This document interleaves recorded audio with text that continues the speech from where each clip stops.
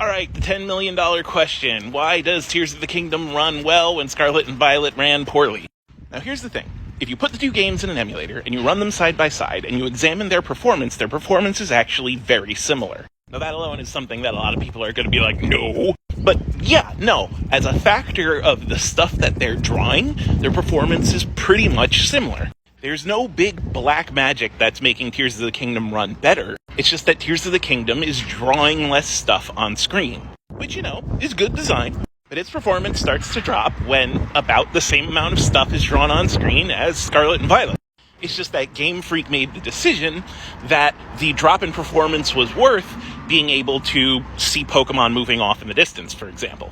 Because that's like the central conceit of Scarlet and Violet. The central conceit of Pokemon is catching Pokemon. So they let performance dip so that you could see a ton of Pokemon all behaving in the wild, all acting independently, and choose which one to catch. And that was a design decision that didn't go over well with a lot of people.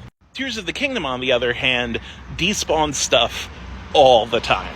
It keeps the absolute minimum amount of assets on screen at any given point in time. Item dupers have already seen this. There's a maximum of 20 items on the ground at one time. And that's just for very simple models using very basic physics. If those models have independent behavior, like Bright Bloom Seeds, you can take out Bright Bloom Seeds and try to trigger all 20 at once, and you'll be left with, 2. The game engine is just like, nope, can't handle that, so we're not going to do it.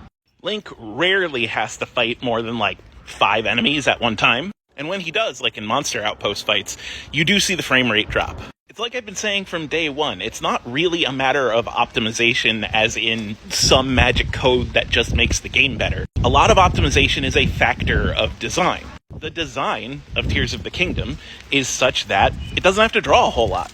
In fact, it's doing a lot more stuff under the hood to, calculate pathing with recall and stuff like that. That takes way less power than rendering and animating even a simple model. Like in Tears of the Kingdom, it doesn't render out bokoblins off in the distance the way Pokemon rendered Pokemon. It just renders out the telltale signs of their encampments, like torches, and it does that in extremely low resolution. It's basically just a couple of non-moving pixels of a different color off in the distance. And that's kind of the genius of Tears of the Kingdom, and Breath of the Wild. They both signified important information to you using very, very little. And that, like I said before, is a marvel of design. Whereas you couldn't quite do the same thing if you wanted to see a flying Pokemon in the distance. You couldn't really represent that with just a splash of different color. So if you wanted Scarlet and Violet to run better, you had to start with the design. And that wasn't something that Game Freak wanted to compromise on. It made a lot of people unhappy, but it still broke sales records, so expect similar design in the future.